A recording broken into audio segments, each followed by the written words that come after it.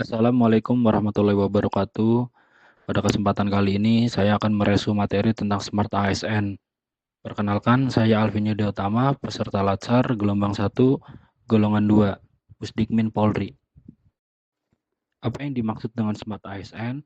Smart ASN adalah konsep pengembangan aparatur sipil negara yang berorientasi pada peningkatan kualitas, profesionalitas, dan kinerja ASN agar mampu menjawab tantangan zaman dan mewujudkan tata kelola pemerintahan yang efektif, efisien, dan berintegritas. Indikator keberhasilan. 1. Memiliki pemahaman mengenai literasi digital. 2. Mengenali berbagai bentuk masalah yang ditimbulkan akibat kurangnya literasi digital.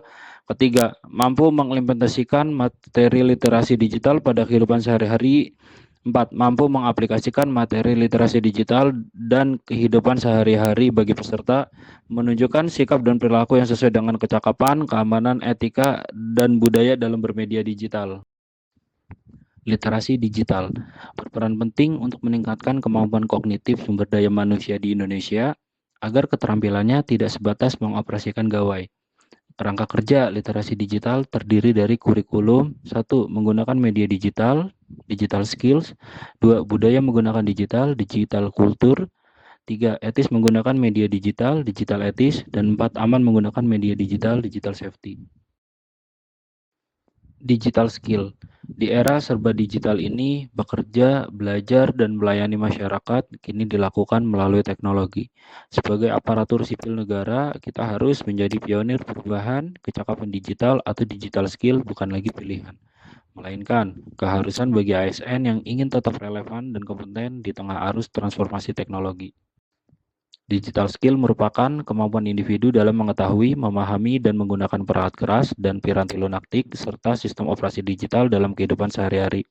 Contoh penerapan di lingkungan ASN antara lain menggunakan sistem e-office untuk surat menyurat dan arsip digital, mengelola data pelayanan publik menggunakan aplikasi pemerintah, mengadakan rapat atau pelatihan secara virtual, mengoptimalkan media sosial dan portal resmi instansi untuk komunikasi dengan publik. Selanjutnya, digital kultur, di mana kita hidup di masa di mana teknologi digital menjadi bagian dari kehidupan sehari-hari. Bekerja, belajar, bahkan berinteraksi kini banyak dilakukan di ruang digital. Sebagai ASN, kita tidak hanya dituntut untuk cakap digital, tetapi juga memiliki budaya digital, yaitu kemampuan membawa nilai-nilai kebangsaan, etika, dan karakter ASN ke dalam dunia maya.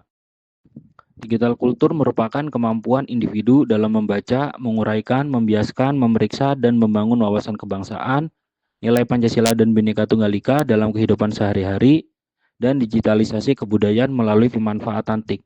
Dengan menerapkan digital kultur, diharapkan seorang ASN akan menunjukkan perilaku seperti menjaga etika dan sopan santun saat berinteraksi di media sosial, menghargai keberagaman pendapat dan identitas orang lain, dan tidak menyebarkan informasi yang belum pasti. Selanjutnya, digital etik.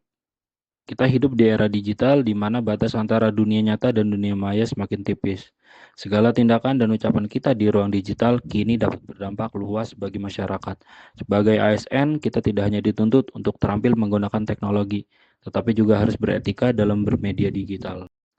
Digital etik. Digital etik merupakan kemampuan individu dalam menyadari, mencontohkan, menyesuaikan diri, merasionalkan, mempertimbangkan, dan mengembangkan tata kelola etika digital dalam kehidupan sehari-hari. Prinsip utama dalam etika digital yang wajib dipahami oleh staf ASN. 1.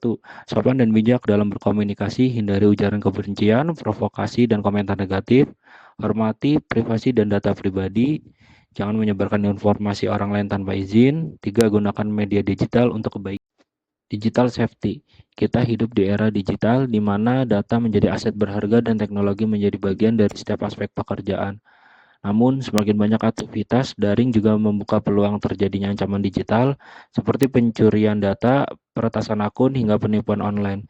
Sebagai ASN, kita wajib memiliki kesadaran dan kemampuan menjaga keamanan digital dalam setiap aktivitas kerja dan pelayanan publik.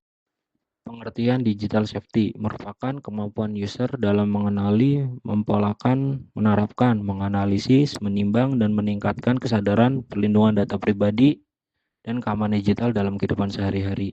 Keamanan digital dapat diterapkan dengan langkah sederhana seperti mengunci komputer dan atau ponsel kerja saat tidak digunakan, menggunakan akun resmi instansi untuk kegiatan kedinasan, Tidak mengunduh aplikasi tidak resmi yang berisiko menyebarkan malware.